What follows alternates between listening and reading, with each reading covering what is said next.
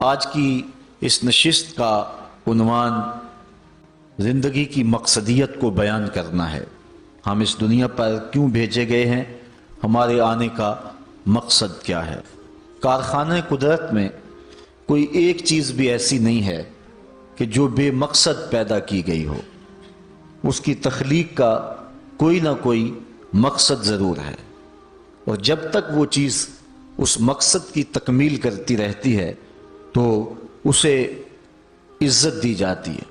جب مقصد پورا کرنا چھوڑ دے تو اسے کوئی عزت اور کوئی تکریم نہیں دی جاتی۔ یہ مائک ہی ہے، اس کا مقصد ایمپلیفائر تک آواز پہنچانا ہے، اور اس کے ذریعے سے یہ آواز آگے آپ تک پہنچ رہی ہے۔ لیکن اگر یہ کسی فنی خرابی کی وجہ سے اپنے مقصد تخلیق کو چھوڑ دے اور یہ ایمپلیفائر تک آواز نہ پہنچائے تو پھر اس خوبصورت جگہ پر اس کو سجایا نہیں جائے گا، اس کو یہاں سے اتار کر کے کباڑ خانے میں پھینک دیا جائے گا۔ یہ اب بہت قیمتی ہے اور بہت اچھی جگہ پہ اس کو مرتبہ دیا گیا ہے، لیکن پھر اس کی کوئی توقیر نہیں ہوگی۔ اسی طرح کائنات کی ہر شے اور ہر چیز اپنے مقصد کی جب تک تکمیل کرتی رہتی ہے تو عزتوں کی مسند پہ اسے بٹھایا جاتا ہے، اور جب مقصد پر عمل کرنا چھوڑ دے اور مقصدیت سے عاری ہو جائے تو پھر اس کی کوئی توقیر اور کوئی عزت نہیں رہتی۔ اللہ تعالیٰ جل شانہ نے حضرت انسان کو بھی کسی مقصد کے لیے پیدا کیا ہے، بے مقصد اس کو پیدا نہیں کیا گیا ہے۔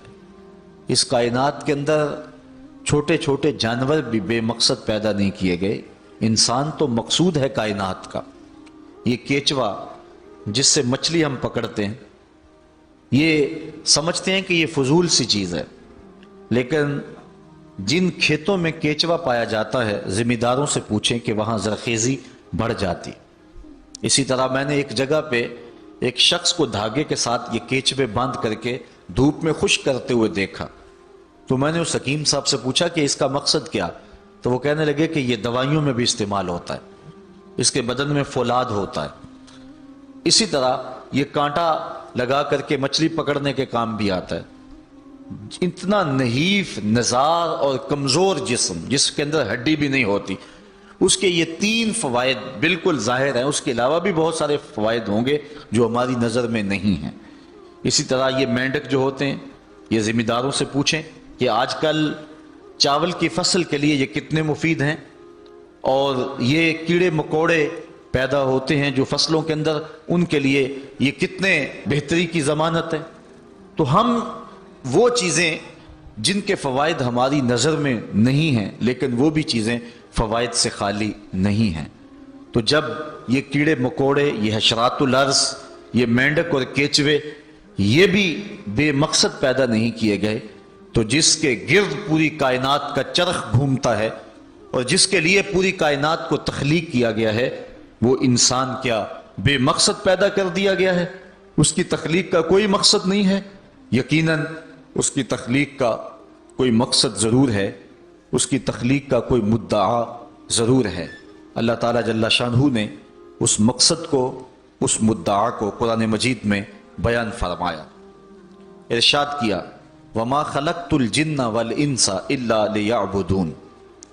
ہم نے جن و انس کو اس لیے پیدا کیا ہے کہ وہ میری عبادت کریں۔ انسان کی تخلیق کا مقصد اور مدعا اللہ تعالیٰ جل شانہ کی عبادت کرنا ہے۔ اللہ تعالیٰ جل شانہ کی عبادت اس لیے نہیں کہ اس کو بندوں کی عبادت کی ضرورت ہے، اسے کوئی غرض ہے۔ بندوں کو تخلیق اس نے اس لیے کیا ہے کہ وہ مجھے پوجیں گے اور میری عبادت کریں گے تو کوئی مجھے فائدہ ہوگا۔ اللہ تعالیٰ جل شانہ ایسی کسی غرض سے پاک ہے۔ خود ارشاد فرمایا ما ارید منہم من رزق وما ارید ان یطعمون، نہ تو میں اس سے کوئی رزق چاہتا ہوں اور نہ یہ چاہتا ہوں کہ وہ مجھے کھلائیں، چونکہ وہ کھانے سے بھی پاک ہے اور اسے رزق کی بھی ضرورت نہیں ہے، بلکہ ان اللہ هو الرزاق ذو القوۃ المتین، اس کی شان یہ ہے کہ وہ خود رزاق ہے، وہ پوری دنیا کو دینے والا ہے اور وہ قوتوں کا مالک ہے۔ وہ رب جو خود قوتوں کا مالک ہے، جو متین ہے، ذو قوہ ہے اور رزاق ہے، اس کو غرض کوئی نہیں ہے، تو پھر بندوں کو حکم کیوں دیا گیا کہ وہ اس کی عبادت کریں؟ اصل بندے کے لیے کمال یہ ہے کہ وہ بندگی میں رہے، اور اس سے اس کے اخلاق رذیلہ ختم ہوں گے اور اس میں اخلاق حسنہ پیدا ہوں گے۔ اس لیے اس کو عبادت کا حکم دیا گیا تاکہ وہ اپنی زندگی کا جمال پا سکے۔ اگر وہ پوجا نہیں کرے گا، اللہ کی پرستش نہیں کرے گا، تو اللہ تعالیٰ جل شانہ کو کوئی فرق نہیں پڑتا۔ کائنات کی کوئی چیز نہیں ہے جو طوعاً اور کرہن اس کے حضور سجدہ ریز نہیں ہے، اس کی تسبیح نہیں بولتی۔ علماء نے لکھا کہ تمام درخت جو تم دیکھ رہے ہو یہ حالت قیام میں ہیں اور اللہ کی تسبیح بول رہے ہیں، اور درخت جب تک تسبیح بولتا رہتا ہے اپنے تنے پہ کھڑا رہتا ہے، اور جب تسبیح بولنا چھوڑ دیتا ہے تو کاٹ دیا جاتا ہے۔ جو درخت کاٹ دیا جائے سمجھ لو کہ اب تسبیح کا عمل اس سے موقوف ہو گیا تھا، اب اس کو کاٹ دیا گیا۔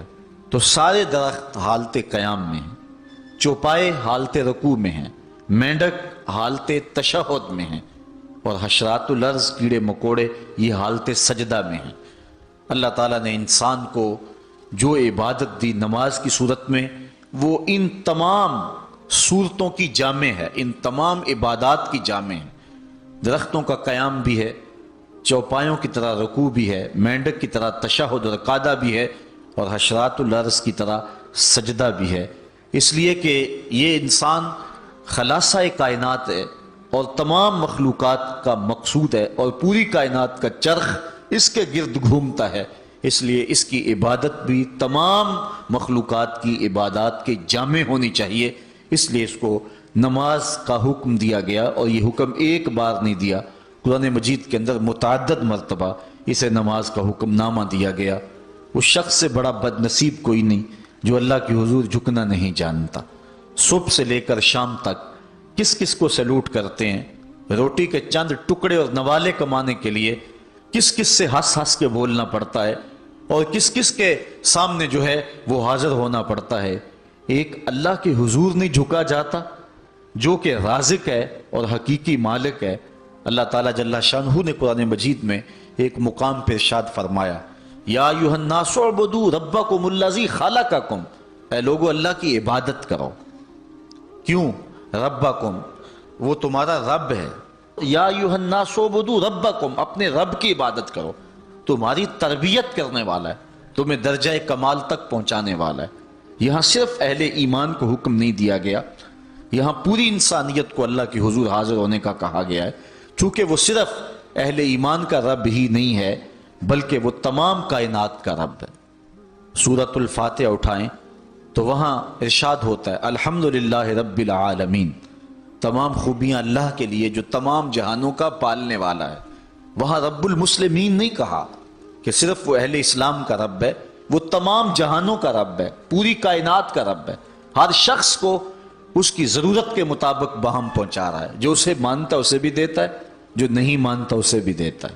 کبھی ایسا نہیں ہوا کہ اس کی حضور کوئی سجدہ ریز نہ ہوتا ہو اور اس نے اس کے رزق کے دروازے بند کر دیے ہوں، سورج کو حکم دیا ہو اس کے گھر میں روشنی نہ بھیجنا، یہ میرے نافرمانوں کا گھر ہے۔ آپ 3 مہینے بل نہ دیں تو واپڈا والے آپ کا میٹر کاٹ دیں گے، آپ بل نہ دیں تو گیس والے آپ کا میٹر کاٹ دیں گے، ٹیلی فون کا بل نہ دیں تو وہ تار کاٹ دیں گے۔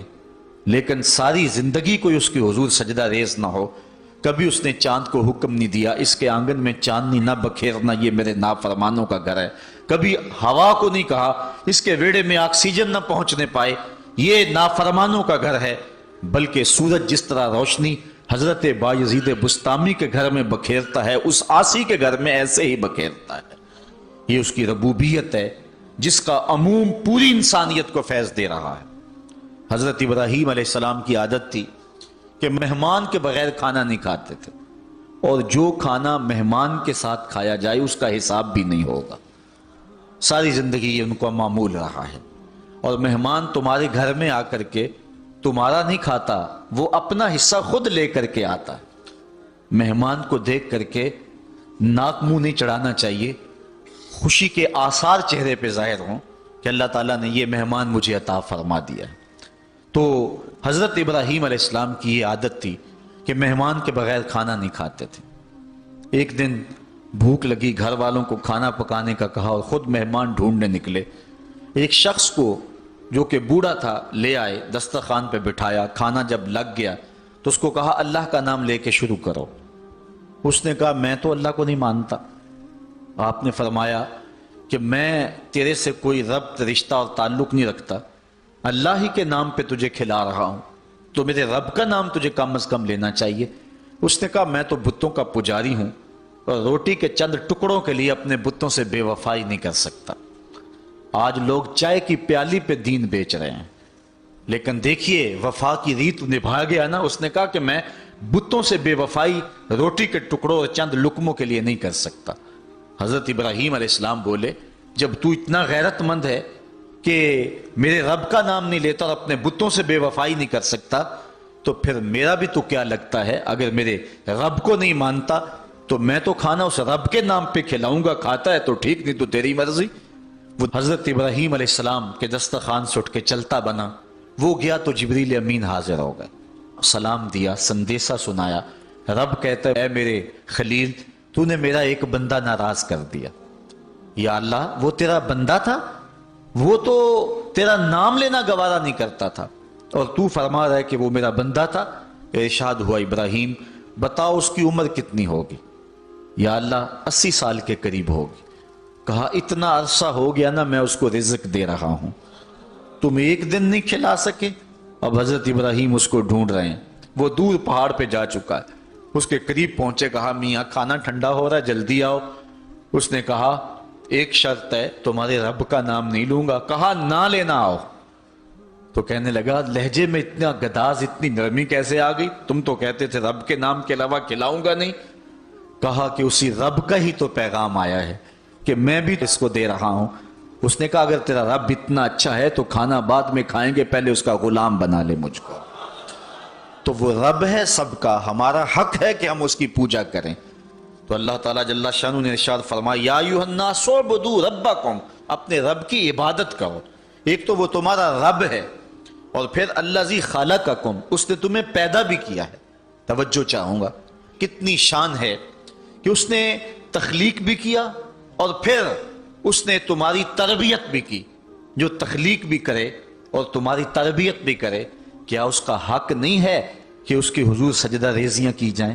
ساری زندگی انسان ماں کی خدمت کرتا رہے تو بتاؤ ماں کی خدمتوں کا بدلہ دے سکتا ہے؟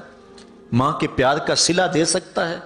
عرض کی گئی کہ میں اپنی ماں کو اپنے کندھوں پہ اٹھا کر کے حج کروایا ہے اور سائی اور کعبۃ اللہ کا طواف کرایا ہے، اور حالت یہ تھی کہ اگر چٹان کے اوپر گوشت کا ایک ٹکڑا ڈال دیا جاتا تو وہ بھی بھن کے کباب بن جاتا، اتنی گرمی کی شدت تھی۔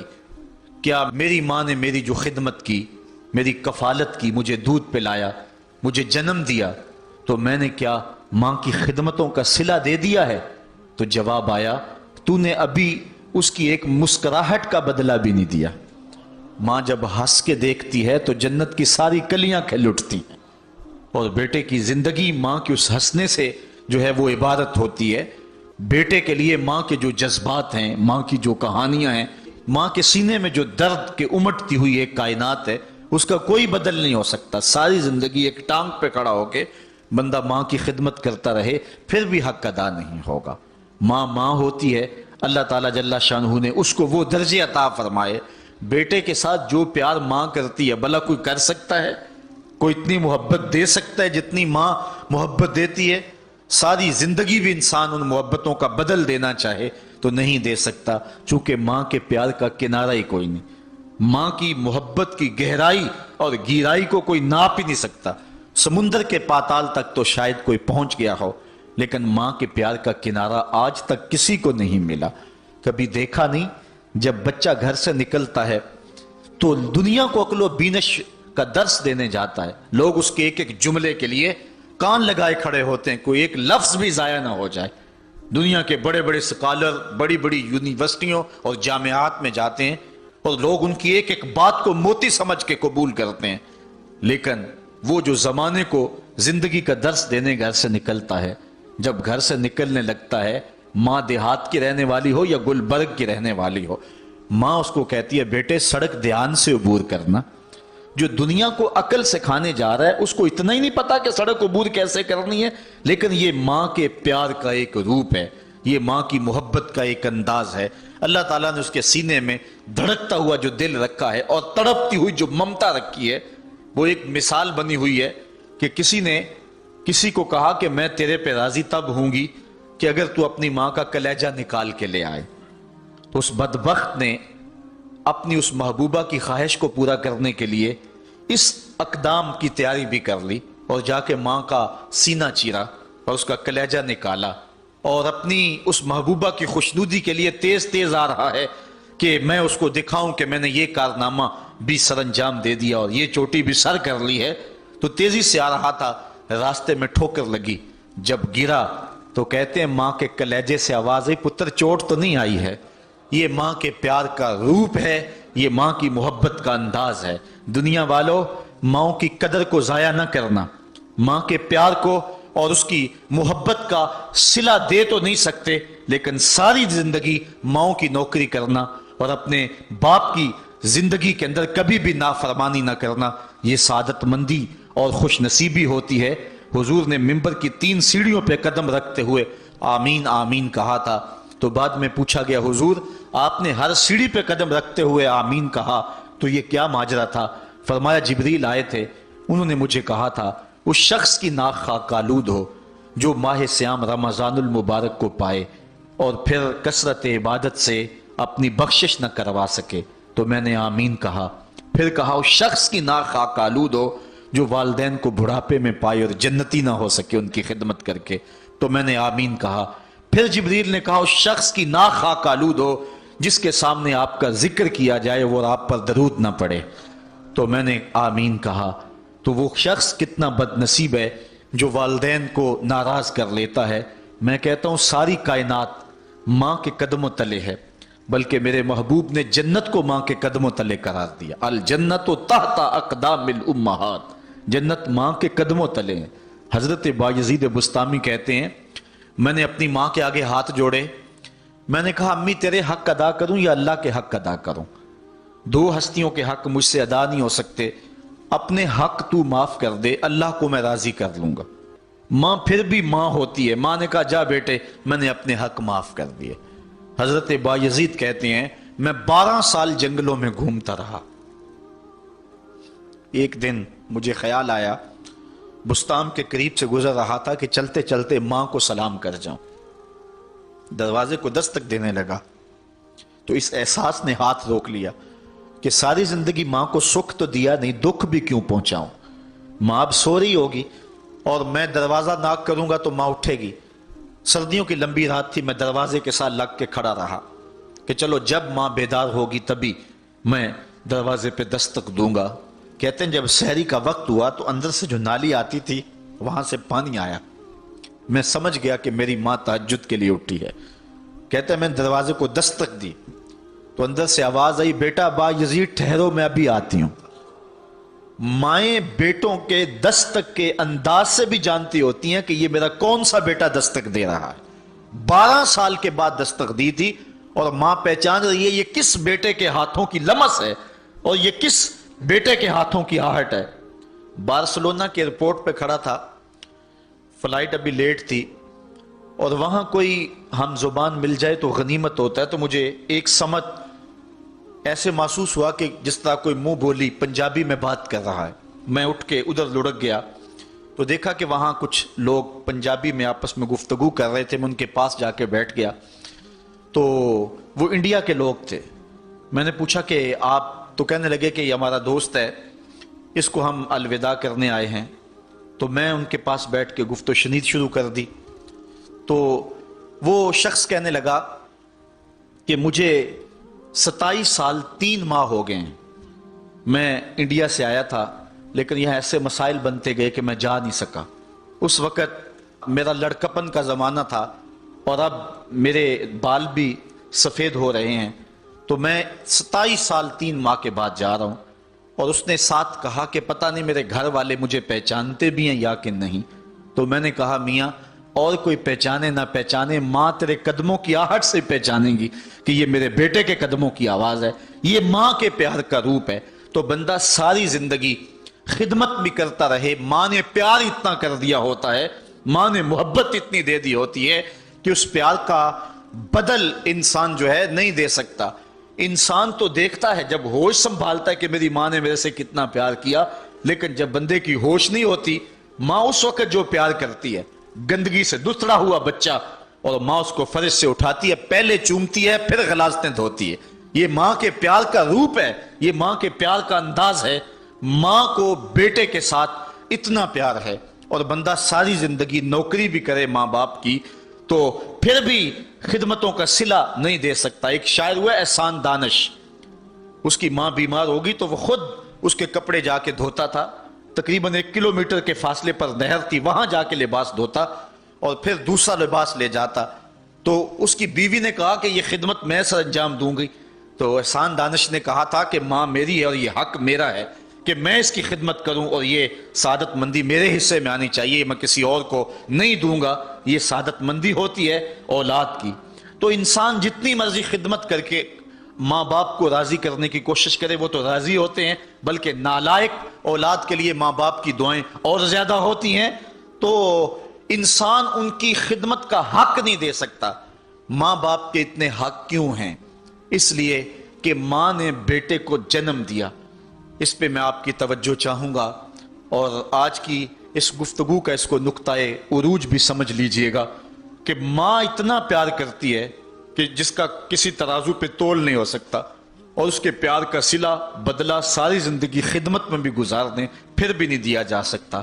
اس قدر ماں کے حق کیوں ہیں؟ اس لیے کہ ماں نے بچے کو جنم دیا ہے۔ جس نے جنم دیا ہے اس کے اتنے حق ہیں، تو جس رب نے خلق کیا ہے اس کے کتنے حق ہوں گے؟ جس نے تخلیق کیا ہے، دست قدرت سے بنایا ہے، تو پھر اس کے کتنے حق ہوں گے؟ تو مجھے بتائیے اس شخص سے بڑا بدبخت کوئی ہو سکتا ہے جو اللہ کے حضور سجدہ ریزی نہیں کرتا؟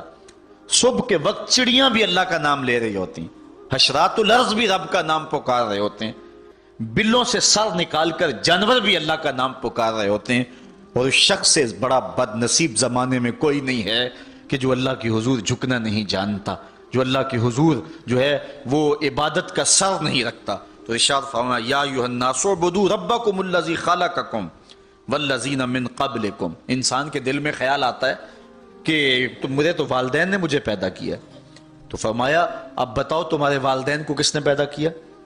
اگر کہو کہ ان کے والدین ہیں تو ان کو کس نے پیدا کیا، پھر ان کو کس نے پیدا کیا؟ بات حضرت آدم علیہ السلام تک چلی جائے گی، پھر حضرت آدم علیہ السلام کو کس نے پیدا کیا؟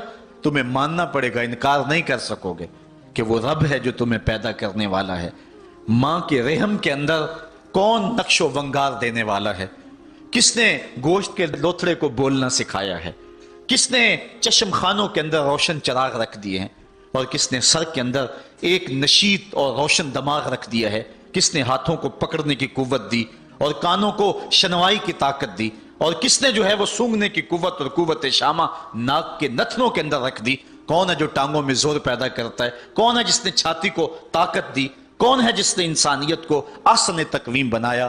انسان کیا تیرا حق ہے کہ مسجد کے قریب سے تو گزر جائے اور اللہ کا نمائندہ پکار رہا ہو حی علی الصلاۃ حی علی الفلاح، آجا نیکی کی طرف، آجا نماز کی طرف، اور تو جو ہے وہ اس کو سننے کے باوجود گزر جائے؟ ایسا ہو سکتا ہے کہ تو اس کے حضور آئے نہ، حاضر ہی نہ ہو؟ یہ بد نصیبی نہیں تو اور کیا ہے؟ اللہ تعالیٰ جل شانہ ہمیں اپنی عبادت کی توفیق نصیب فرمائے، اور یہ سعادت مندی ہے۔ اب عبادت کسے کہتے ہیں؟ عبادت کے کئی مفاہیم ہیں۔ ایک عام مفہوم عبادت کا پوجا اور پرستش کرنا ہے، اور یہ اللہ کے علاوہ کسی کا حق نہیں ہے، اللہ ہی کی پوجا کی جائے، اور کوئی اس بات کا استحقاق نہیں رکھتا کہ اس کی پوجا پاٹ کی جائے، ایک خدا کو پوجیں گے۔ دوسرا عبادت کا مفہوم یہ ہے اطاعت و فرما برداری، بندے کے لیے جمال اور حسن ہی بندگی ہے، وہ اللہ کے حضور اپنا سر جھکائے اس طرح کہ جو اس کا حکم ہے اس کو بجا لائے، وہاں سے سر نہ پھیرے، اور اس میں اپنی عقل، اپنی سمجھ، اپنے فہم و ادراک کے گھوڑے نہ دوڑائے، بس اس کے حکم کو ہر صورت کے اندر قبول کرے۔ اور تیسرا مفہوم جو ہے وہ بندگی اور غلامی کے معنی میں ہے۔ بندگی اور غلامی کے معنی میں عبادت ہے کہ بندہ اس کا جو ہے وہ اس طرح غلامی کا حق نبھائے جس طرح غلام کو آقا کی کسی بات پہ کوئی اعتراض نہیں ہوتا۔ تو ہزاروں آقا اللہ تعالیٰ جل شانہ کے جو ہے وہ فرامین اس کے پابند ہیں، اور بندہ اس کا کیوں پابند نہ ہو؟ جن کو دنیا آقا مانتی ہے وہ بھی ان کے حضور کھڑے ہوئے ہیں، تو پھر اس کی بات کو کس انداز سے بندہ ٹالے؟ اور آج اس دنیا کے اندر آپ کہیں ملازمت کرتے ہیں، 8 گھنٹے کی ڈیوٹی دینا ہوتی ہے، ان 8 گھنٹوں کے اندر آپ کا مالک آپ کو بلائے، صرف 8 گھنٹوں میں ایک عارضی ملک آپ کے اوپر رکھتا ہے، تو آپ دوڑ کے جاتے ہیں کہ نہیں جاتے؟ آپ کے مہمان بھی آپ کے پاس بیٹھے ہوں اور آپ چائے بھی ان کو پلا رہے ہوں، لیکن باس بلا لے آپ کو اور وہ گھنٹی دے، تو آپ بیل پہ سب کو چھوڑ کے بھاگتے ہیں کہ نہیں بھاگتے؟ مہمانوں سے بھی معذرت کرتے ہیں، مجھے باس نے بلایا، آپ دوڑتے جا رہے ہیں۔ یار ایک دنیا کا باس بلائے تو مہمانوں کو چھوڑ کے، چائے کو چھوڑ کے، مرغن غذاؤں کو چھوڑ کے، سب کو چھوڑ کے بھاگ جاتے ہیں، اور رب کا نمائندہ پکارے حی علی الصلاح اور حی علی الفلاح، جو بندہ اس کے حضور نہ جائے کتنا بڑا بد نصیب ہے، کتنی بد نصیبیاں اس کا مقدر ہیں کہ جو اس کے حضور۔ لیکن یہ اللہ تعالیٰ جل شانہ کی رحمت کی عمومیت ہے۔ اگر آج 8 گھنٹے کے لیے آپ کہیں ڈیوٹی کرتے ہیں، وہ آپ کو آواز دے اور آپ نہ جائیں، تو وہ آپ کی نوکری ختم کر دے گا، آپ کو سخت سرزنش اسی وقت کرے گا، یا پھر آپ کو فارغ کر دے گا۔ لیکن اللہ تعالیٰ جل شانہ اس کی نافرمانی پہ نافرمانی کرتے رہیں، کبھی اس نے رزق کے دروازے بند نہیں کیے، بلکہ جو نہیں مانتے ان کو اور زیادہ دے رہا ہے، چونکہ ان کا حصہ صرف دنیا پہ ہی ہے نا، آخرت میں تو حصہ ہی کوئی نہیں ہے۔ بلکہ فرمایا اگر مسلمانوں کی دل جوئی کا لحاظ نہ ہو تو میں کافروں کے گھروں کی سیڑھیاں بھی سونے اور چاندی کی بنا دوں۔ لیکن یہ کہیں گے ہمیں تو زیادہ ہی رگڑ دیا گیا ہے، چونکہ انہوں نے دنیا کو دیکھا ہے، آخرت ابھی دیکھی نہیں ہے، ورنہ جو ان کے لیے آخرت میں رکھا گیا ہے دنیا کی کوئی شے ان کے نزدیک حیثیت ہی نہ رکھے۔ بلکہ حدیث میں آتا ہے، صاحب مشکات نے اس کو لکھا کہ دنیا کے اوپر جس کو سب سے زیادہ تکلیفیں پہنچی ہوں گی وہ جنت میں لے جایا جائے گا، اور ایک مرتبہ جنت میں جو ہے وہ داخل کر کے نکال دیا جائے گا، اور کہا جائے گا کہ بتا دنیا کے اوپر تجھے بڑی تکلیفیں پہنچی؟ وہ کہے گا یا اللہ مجھے تو کوئی تکلیف پہنچی ہی نہیں ہے۔ جنت کی صرف آب و ہوا سارے دکھ ختم کر دے گی، اور جس نے تخت و تاج پہ بیٹھ کے بھی زندگی ساری گزاری ہو، حدیث میں آتا ہے اس کو جہنم میں ایک ڈبکی لگائی جائے گی، اور پھر اس کو کہا جائے گا بتا تو دنیا کے اوپر کوئی راحت پائی ہے؟ وہ کہے گا مالک دنیا کے اوپر میں نے کوئی سکھ دیکھا ہی نہیں ہے۔ ایک غوطہ جہنم کے اندر دیا جائے گا، دنیا کے سارے سکھ ہی بھول جائے گا کہ میں وہاں بادشاہ ہوا کرتا تھا، میں وہاں حکمران ہوا کرتا تھا، میں دنیا کے اوپر جو ہے وہ اوباما تھا، میں دنیا کے اوپر بش تھا، میں دنیا کے اوپر پوری دنیا کو میں نے جو ہے وہ ریوڑ کی طرح ہانکا تھا اور انسانیت کا قتل کیا تھا، میری رونت اور میرا تکبر دنیا کو جھکا دیتا تھا۔ اس کو کوئی شے اور اپنی کوئی آکڑ اور کوئی بات یاد نہیں رہے گی، صرف ایک ڈبکی کی بات ہے۔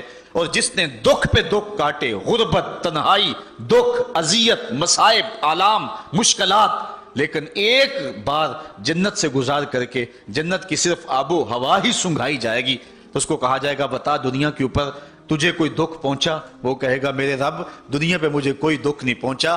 اب بتائیے کہ اللہ کے حضور ہم حاضر ہوں یا کہ دنیا کوئی منشا و مقصود بنا لیں؟ ہماری زندگی کی ڈگر کیا ہونی چاہیے؟ پہلی بات تو یہ ہے کہ جنت کے مقابلے میں اس دنیا کی حیثیت ہی کوئی نہیں، اور دوسری بات اگر دنیا کے اوپر ہم عزتیں، سرخرویاں جس کو ہم سمجھتے ہیں یہ سرخرویاں ہیں وہ پا بھی لیں تو وہ کتنا کو عرصہ ہے، پھر اس کا حساب بھی تو ہم نے دینا ہی دینا ہے۔ اس لیے ہم دیکھ لیں جتنا برداشت کرتے ہیں اس کے مطابق جو ہے وہ ہم چلیں۔ قیامت بہرحال قائم ہوگی، اور اللہ تعالیٰ قرآن مجید میں ارشاد فرماتا ہے اذا زلزلت الارض زلزالها واخرجت الارض اثقالها وقال الانسان ما لها يومئذ تحدث اخبارها، جب زمین تھر تھر کانپنے لگے گی تو پھر حال یہ ہوگا کہ انسان پکار اٹھے گا کہ اس کو کیا ہو گیا، اور اس دن زمین ہر خبر بتا دے گی۔ آج زمین کے جس جس گوشے اور ٹکڑے پہ بندہ داد عیش دیتا رہا ہے، गुनाह करता रहा है, दरवाजे बंद करके लोगों की निगाहों से छुपता रहा है, लेकिन कयामत के दिन जमीन सुल्तानी गवाह बन जाएगी और जो जो कहा हर शय सामने आ जाएगी। इसी तरह जो नेकी जहां भी की है वो भी कयामत के दिन सामने आ जाएगी। कयामत कायम होने से कबल कुछ निशानियां जाहिर होंगी जो हुजूर अलैहिस्सलाम ने बयान फरमाई। कयामत कब कायम होगी इसके वक्त का तयन नहीं फरमाए, बल्कि जब भी आएगी अचानक आएगी। लेकिन इतना बताया कि दिन जुमातुल मुबारक का होगा और आशूरे का दिन होगा, 10 मुहर्रमुल हराम की तारीख होगी और शाम के मैदान में मैदान महशर लगेगा। इज़राइल अलैहिस्सलाम सूर फूंकेंगे और उसकी आवाज से पहले तो खौफ पैदा होगा, फिर खौफ बढ़ता जाएगा और आवाज भी तेज होती जाएगी। उसकी तेजी और होलनाकी ऐसी होगी कि कानों के पर्दे फटने लगेंगे। फिर उसके बाद जो है वो हर शय उड़ने लगेगी। अल्लाह ताला जल्ला शानहू ने सूरह अल वाक़िया के अंदर पहाड़ों की हालत को बयान किया है। जब सूर फूंका जाएगा, कयामत वाक़िया होगी, तो फरमाया कि फिर तुम इस तरह हो जाओगे जिस तरह के रोजन से आने वाली रोशनी में और धूप में जो बारीक बारीक जर्रे होते हैं। कभी आपने देखा हो अंधेरे कमरे में किसी जानब से थोड़ा सा सुराख और अंदर धूप आ रही हो, तो आप एक गोशे और जाविये में खड़े होकर देखें तो उसमें छोटे छोटे उड़ते हुए जर्रात दिखाई देते हैं। उनको अगर आप हाथ में पकड़े मुट्ठी खोले तो कुछ नहीं होंगे, होते तो हैं लेकिन बारीक इतने हैं कि वो नजर नहीं आते। तो उनको अरबी में हवा कहते हैं। अल्लाह ताला इरशाद फरमाता है ये बड़े बड़े पहाड़, ये केटू, ये माउंट एवरेस्ट, ये जो है वो बड़े बड़े आली नस्ब पहाड़ इस तरह रेजे रेजे और टुकड़े टुकड़े हो जाएंगे जिस तरह रोजन की रोशनी के अंदर छोटे छोटे बारीक और महीन जर्रे होते हैं, जिनको तुम थामो पकड़ो तो तुम्हारे हाथ में तुम्हें दिखाई नहीं देते, सिर्फ धूप में देखते हो। तो इस तरह ये पहाड़ इतने बारीक हिस्सों में बट जाएंगे, वो इतना जोरदार झटका होगा और इंसानों को वो झटका जमीन से खींच के बाहर ले आएगा। जितने भी कब्रों में गड़े हुए मुर्दे होंगे, जब वो झटका आएगा जिसको अल्लाह ताला ने इरशाद फरमाया, इज़ा ज़ुलज़िलतिल अर्दु ज़िलज़ालहा व अखरजतिल अर्दु अस्क़ालहा, जमीन सारे बोझ उगल देगी, हत्ता कि दरख्त जड़ों समेत बाहर आ जाएंगे, पहाड़ अपनी तमाम तर कुव्वतों समेत जड़ों समेत बाहर आ जाएंगे और जितने भी जमीन के अंदर दफीने और खजाने हैं सब बाहर आ जाएंगे, कब्रों में गड़े हुए मुर्दे भी बाहर आ जाएंगे। फिर उसके बाद टूट फूट का शिकार होंगे, पूरी कायनात मौत की आहोश में चली जाएगी। ये कयामत का दिन बहरहाल कायम होगा। काफिर कहते थे कि जिस कयामत से हमें डराते हो वो लाओ कहाँ है, तो उनके मुतालबे पे फौरन कयामत कायम तो नहीं की जा सकती थी। अल्लाह ताला जल्ला शानहू ने फरमाया, महबूब इनको कहो तुम भी इंतजार करो, मैं भी इंतजार करता हूँ, और जिस दिन का वादा दिया है वो तुम देख लोगे। और सूरह अल वाक़िया में इरशाद फरमाया, इज़ा वक़अतिल वाक़िया लैसा लिवक़अतिहा काज़िबा, जिस दिन वो कायम होगी तो फिर कोई इनकार नहीं करेगा। आज मौत का इनकार कोई नहीं करता, किसी धर्म में, किसी मजहब में, किसी अकीदे में, किसी फिरके में, किसी गिरोह में, किसी तबकाए जिंदगी में आप मौत का इनकार नहीं पाते। मौत है हंगामा आरा कुल जमे खामोश में, डूब जाते हैं सफीने मौज की आगोश में। लेकिन आज मौत का इनकार नहीं होता। कयामत का इनकार करने वाले लोग बहुत सारे हैं जो कहते हैं ये दुनिया ही सब कुछ है। आजकल तो बहुत सारे मुसलमानों का अंदाज भी ये हो गया हुआ है कि वो कौलन तो नहीं, लेकिन जो अमली जिंदगी है वो इसी बात की गवाही दे रही है जिस तरह सब कुछ यही दुनिया हो और आखिरत कोई नहीं है। रवैया, अंदाज, तर्ज जिंदगी और अंदाज मुआशरत इसी की तरफ इशारा दे रहे हैं और इसी बात की चुगली खा रहे हैं कि बस यही दुनिया है, बाबर बैश कोश के आलम दोबारा नेस्त। बाबर ने कहा था कि जो है वो ऐश कर ले, जिंदगी से लुत्फ उठा ले, दोबारा जिंदगी नहीं है। और आज ये बात भी कही जाती है, ये जहां मिठा अगला किसने डिठा। और ये सारे कयामत के इनकार की सूरतें हैं। लेकिन आज अगर कोई मानता या नहीं मानता, लेकिन एक वक्त आएगा फिर कोई भी इनकार नहीं कर सकेगा। आज जो कयामत के कयाम पजीर होने की तदहीक करता है और दलाइल देता है कि ये दिन कायम नहीं होगा, कयामत के दिन वो भी इनकार नहीं कर सकेगा, इसलिए कि आंखों के सामने सब कुछ हो जाएगा। جس طرح آج موت کا انکار نہیں ہوتا۔ تو ارشاد فرمایا جب وہ واقعہ پذیر ہو جائے گی پھر کوئی بھی اس کو جھٹلانے والا نہیں ہوگا۔ لیکن قیامت سے قبل کچھ واقعات ہوں گے جس سے لوگوں کو آگاہ کیا جائے گا کہ وہ قیامت کے آنے سے قبل اپنے اعمال سے توبہ کر لیں۔ آج تو توبہ کا دروازہ کھلا ہے، لیکن قرب قیامت میں سورج مغرب سے دوبارہ طلوع ہو جائے، جو ہی غروب ہوگا، غروب ہونے کے بعد دوبارہ طلوع ہو کے عصر کے وقت پہ آ جائے گا، اور پھر اس کے بعد دوبارہ غروب ہو جائے گا۔ تو یہ قیامت سے 40 سال پہلے ہوگا۔ اس کے بعد توبہ کا دروازہ بند کر دیا جائے گا۔ اگر کوئی توبہ کرے گا بھی تو قبول نہیں ہو۔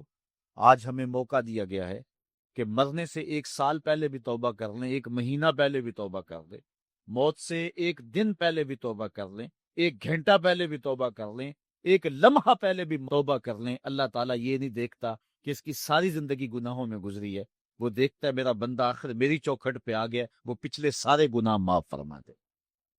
بلکہ حضور علیہ السلام نے صحابہ کو ایک مثال سے سمجھایا کہ ایک آدمی جنگل میں سفر کر رہا تھا اور اونٹ کے اوپر اس کا سامان بھی تھا، اس کی ضروریات زندگی بھی تھی، اس کا توشہ بھی تھا، کھانا پینا بھی تھا، خود بھی سوار تھا۔ چلتے چلتے جنگل میں کسی درخت کے ساتھ اپنا اونٹ باندھ کر کے وہ دوپہر کاٹنے کے لیے، سستانے کے لیے وہاں کچھ دیر کے لیے رکا۔ نیند آئی، تھوڑی دیر کے بعد جب آنکھ کھلی تو کیا منظر دیکھتا ہے کہ اونٹ نہیں ہے، اس کے اوپر ہی اس کا سامان ہے، زیادہ سفر ہے۔ اب صحرا میں اونٹ کا کھو جانا گویا زندگی کا کھو جانا ہے۔ اس بات کا ادراک وہ لوگ رکھتے ہیں جنہوں نے صحراؤں کا سفر کیا ہے۔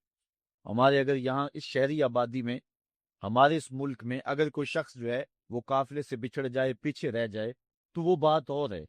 یہاں انسانی آبادی ہے، اور جنگلوں میں، صحراؤں میں جہاں کئی کئی 100 میل تک کوئی انسانی اور حیوانی آبادی نظر نہیں آتی، تو وہاں سواری کا اور توشہ سفر کا جو ہے وہ ہٹ جانا اور جدا ہو جانا اور گم جانا، یہ سیدھی سیدھی موت ہے۔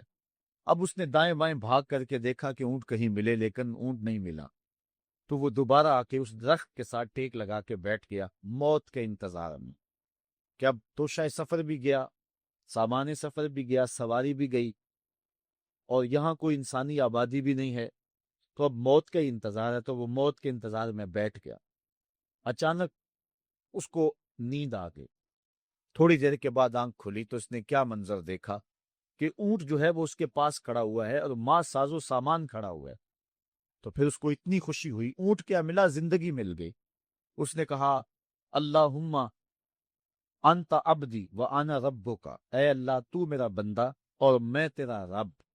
کہنا اس نے یہ تھا اے اللہ میں تیرا بندہ اور تو میرا رب، لیکن فرحت و مسرت سے، وفور خوشی سے اس کی زبان بل کھا گئی، اور اسے خوشی میں ہوش ہی نہ رہا کہ میں کیا کہہ رہا ہوں۔ وہ کیا کسی نے کہا تھا کہ جب بھی تیری قربت کے امکان نظر آئے ہم اتنے خوش ہوئے کہ پریشان نظر آئے، یا وہ کسی نے کہا تھا کسی کے آنے سے ایسے ہوش اڑے ساکی کے، شراب سیخ پہ ڈالی اور بوتل میں کباب۔ تو کبھی ایسا بھی ہو جاتا ہے کہ انسان وفور مسرت کے اندر جو کہنا ہوتا ہے اس کے برعکس کوئی بات کہہ دیتا ہے، یہ اس کی خوشی کی انتہا کی کیفیت ہے۔ تو اس نے کہا اللہم انت عبدی وانا ربک، اے اللہ تو میرا بندہ اور جو ہے وہ میں تیرا رب۔ یہ جوش مسرت سے یہ بات اس کے منہ سے نکلی۔ حضور نے صحابہ کو فرمایا صحابہ بتاؤ اس بندے کو کتنی کو خوشی ہوئی ہے؟ صحابہ نے عرض کی حضور بہت زیادہ خوشی ہوئی ہے۔ تو حضور علیہ السلام نے فرمایا جب کوئی بندہ توبہ کر کے مالک کی دہلیز پہ پلٹ آتا ہے اللہ تعالیٰ اس سے بھی زیادہ خوش ہوتا کہ یہ میرا بندہ میری دہلیز پہ آ گیا ہے، یہ توبہ کے دروازے پہ آ گیا ہے۔ تو اس لیے قیامت سے قبل توبہ کا دروازہ کھلا ہوا ہے، لیکن 40 سال قبل توبہ کا دروازہ بند ہوگا، سورج مغرب سے طلوع ہوگا۔ پھر کوئی توبہ کرنا چاہے گا بھی، بلکہ ہر کوئی توبہ کرنا چاہے گا، لیکن پھر توبہ جو ہے وہ قبول نہیں ہوگی۔ اس طرح اور بہت سارے واقعات قیامت سے قبل جو ہیں وہ ظاہر ہوں گے، جن کی نشاندہی حضور نبی رحمت صلی اللہ علیہ وسلم نے فرمائی ہے۔ حضرت حذیفہ بن اسید انصاری رضی اللہ تعالی عنہ فرماتے ہیں کہ حضور تشریف لائے اور ہم کسی امر میں بات کر رہے تھے، تو حضور علیہ السلام نے ارشاد فرمایا کہ تم کس چیز کا تذکرہ کر رہے ہو؟ تو ہم نے عرض کی حضور ہم قیامت کے بارے میں ذکر کر رہے ہیں۔ تو حضور علیہ السلام نے ارشاد فرمایا کہ قیامت اتنی دیر تک قائم نہیں ہوگی جب تک یہ نشانیاں پوری نہ ہو جائیں۔ ان میں سے ایک حضور نے دھوئیں کا ذکر فرمایا، دوسرا دجال کا تذکرہ کیا، تیسرا دابت الارض یعنی یاجوج اور ماجوج کا تذکرہ کیا کہ وہ نکلیں گے، اس طرح سورج کا مغرب سے نکلنا اس کا ذکر کیا، حضرت عیسیٰ علیہ السلام کے نزول کا ذکر کیا۔ اسی طرح حضور علیہ السلام نے زمین کا 3 جگہوں سے بیٹھ جانے کا ذکر کیا، ایک مشرق میں، ایک مغرب میں اور ایک جزیرہ عرب میں، زمین دھنس جائے گی نیچے، اس کا ذکر کیا۔ اور یمن کی جانب سے ایک آگ نکلے گی جو لوگوں کو دھکیل کر کے شام کے میدان میں لے آئے گی، اس کا تذکرہ کیا۔ فرمایا جب تک یہ نشانیاں پوری نہیں ہو جاتی اتنی دیر تک قیامت قائم نہیں ہوگی۔ تو یہ قیامت کے آنے سے قبل جو ہیں وہ نشانیاں ہیں جو ظاہر ہوں گی۔ اس کے علاوہ قیامت آنے سے کچھ اس سے بھی پہلے نشانیوں کا ظہور ہوگا، جس کا ذکر حضور نبی رحمت صلی اللہ علیہ وسلم نے ارشاد فرمایا۔ حدیث جبریل اس پہ بہت معروف ہے، جس کو حضرت عمر بن خطاب رضی اللہ تعالیٰ عنہ روایت کرتے ہیں۔ آقا کریم علیہ السلام کی خدمت میں کہتے ہیں ہم حاضر تھے کہ ایک شخص آیا کہ جس کے سیاہ کالے بال تھے اور سفید رنگ کا اس نے لباس پہنا ہوا تھا، اہل مدینہ سے وہ تھا نہیں، اور اس کے چہرے پر، لباس پر، بشرے پر آثار سفر بھی ظاہر نہیں تھے۔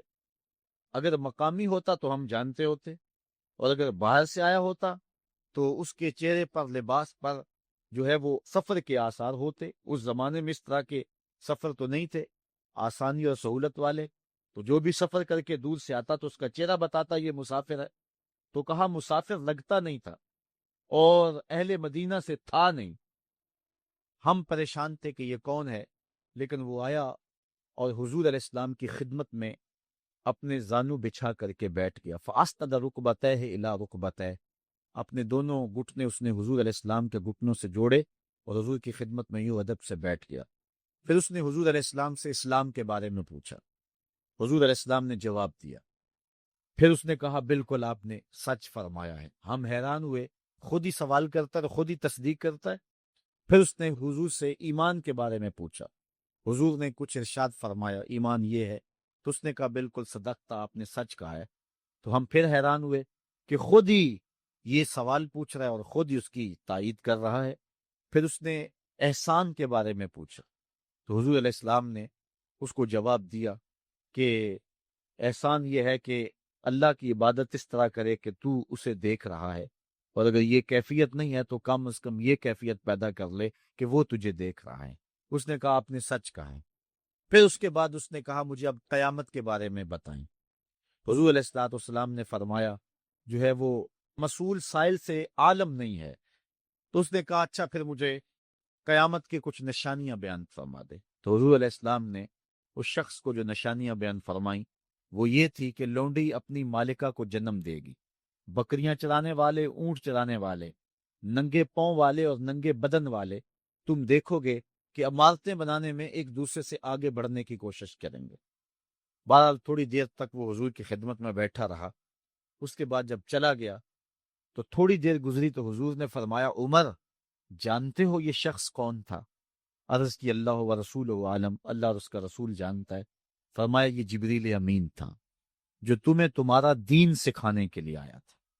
تو حضرت جبریل امین نے آ کر کے حضور سے جو 4 سوالات کیے ان میں سے ایک سوال یہ تھا قیامت کب آئے گی اور قیامت کی نشانیاں کیا ہیں؟ تو حضور نے یہ نشانیاں بیان فرمائیں کہ لونڈی اپنی مالکہ کو جنم دے گی، اور یہ نشانی اب ہمارے سامنے ہے کہ آج اولادیں اپنے جو ہے وہ ماں باپ کی آقا بنی ہوئی ہیں، بیٹی آج ماں کی حکمران بنی ہوئی ہے۔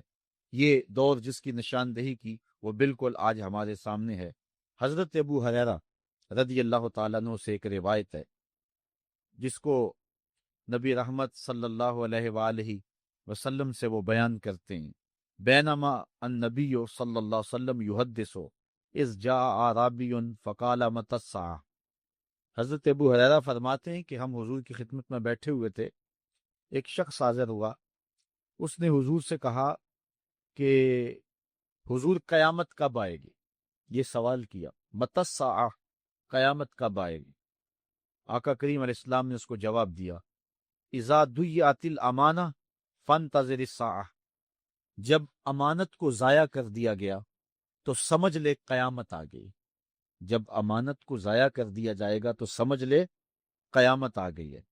काला कैफ़ा इदाअतुहा, अर्ज़ की हुजूर अमानत को ज़ाया करना क्या मफ़हूम रखता है, इसका मतलब क्या है, तशरीह पूछी हुजूर से। तो हुजूर अलैहिस्सलाम ने जो जवाब दिया वो समात कीजिए।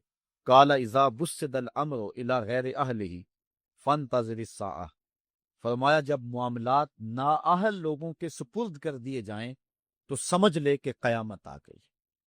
जब मसनदों के ऊपर मसनदों के हकदार नहीं होंगे, जब ज़ागों के तसर्रुफ में इकाबों का नशीमन आ जाएगा, जब तख्त व ताज के मालिक गद्दार, बेदीन और नाअहल लोग होंगे, जब तख्त व ताज की हुक्मरानी और मुसल्ला व इमामत के मसनद के ऊपर बैठने वाले भी नाअहल होंगे, तो फिर समझ लेना कि क़यामत जो है वो ज़ाहिर हो रही है और क़यामत का फिर इंतज़ार करना। आज जिस ज़माने से हम गुजर रहे हैं, हम ज़रा नज़र उठा करके देखें तो जिस भी मनसब पर हम किसी शख्स को देखते हैं, इल्ला माशाअल्लाह कसीर तादाद यही है कि नाअहल लोग जो हैं वो आली मर्तबत मनासब के ऊपर बैठे हुए हैं, जो कि उनके हुकूक को और उनके इंतज़ाम को भी नहीं जानते, जो उस मसनद के तकाज़ों से भी आगाह नहीं हैं, वो भी उस मसनद के ऊपर बैठे हुए हैं।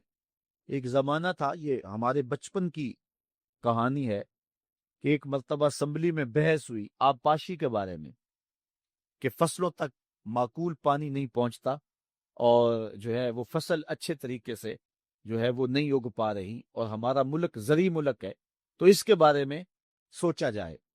तो बहरहाल इस पे जब बात शुरू हुई तो एक रुकने असम्बली उठा, उसने कहा कि पहली बात तो ये है कि फसलों तक पानी पहुंचता ही नहीं है, और दूसरी बात यह है जो पहुंचता भी है वो भी रास्ते में जो बिजली वाले हैं वो बिजली निकाल लेते हैं। अब वो बिजली निकल चुकी होती है पानी से, अब वो खाली पानी जो है वो फसलों को क्या करेगा। तो जब नाअहल लोग ऐसी मसनदों के ऊपर और ऐसे मनासब के ऊपर बैठे हुए होंगे और हम लोग इनको मुंतखब करते हैं, तो फिर आप क़यामत का इंतज़ार कीजिए, फिर क़यामत आने में कोई देर नहीं है। तो हुज़ूर अलैहिस्सलाम ने दो लफ्ज़ों के अंदर क़यामत के बारे में ये बात इरशाद फरमा ली। ये मैंने आपको अपने बचपन की कहानी सुनाई है, लेकिन इस दौर की कोई एक कहानी हो तो मैं आपके सामने रखूं। इस दौर में तो जो आली मर्तबत मनासब के ऊपर बैठे हुए उन्हें सूरह फातिहा तक नहीं आती, सूरह इखलास तक नहीं आती है, तो अब बताओ कि ये क़यामत के कुर्ब की अलामत है कि नहीं है।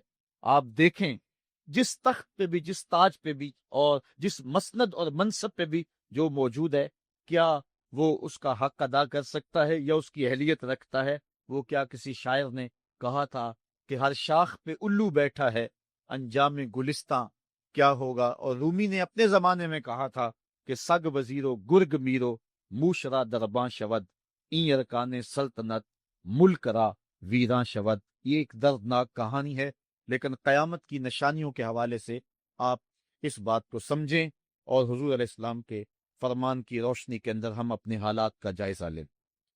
हजरत अनस रदियल्लाहु ताला अन्हु से एक रिवायत है, कहते हैं समेत रसूल अल्लाह सल्लल्लाहु अलैहि वसल्लम यकूलो, मैंने हुजूर अलैहिस्सलाम को फरमाते हुए सुना है। ये हजरत अनस रदियल्लाहु ताला अन्हु वो सहाबी हैं जिन्होंने 10 साल तक हुजूर की नौकरी की है, और कहते हैं 10 साल में एक बार भी ऐसा नहीं हुआ कि हुजूर ने मुझे उफ भी कहा हो। कहते हैं कभी ऐसा होता कि मेरे हाथ से कोई बर्तन टूट जाता, अज़वाजे मुताहरात जो हैं वो उस पे नाराज होने लगती, तो हुजूर अलैहिस्सलाम रोक देते, फरमाती से कुछ ना कहो, इस बर्तन की उम्र ही इतनी लिखी हुई थी, ये इतने अरसे के लिए ही पैदा किया गया था। तो आका करीम अलैहिस्सलाम ने जो है वो अज़वाजे मुताहरात को भी रोका कि वो मुझे झिड़के ना। खदम तो रसूलुल्लाह सल्लल्लाहु अलैहि वसल्लम अशरा सनीन, मैंने पूरे 10 साल हुजूर की नौकरी की है। बल्कि जब आप कहेंगे कि हुजूर के खादिम का नाम क्या है, सारे सहाबी हुजूर के खादिम हैं, लेकिन नाम हजरत अनस रदियल्लाहु ताला अन्हु का आएगा। ये हुजूर अलैहिस्सलाम के खादिम खास हैं और हुजूर से बहुत सारी बातें इन्होंने सुनी हैं। تو ان باتوں میں سے ایک بات کہتے ہیں سمیت رسول اللہ صلی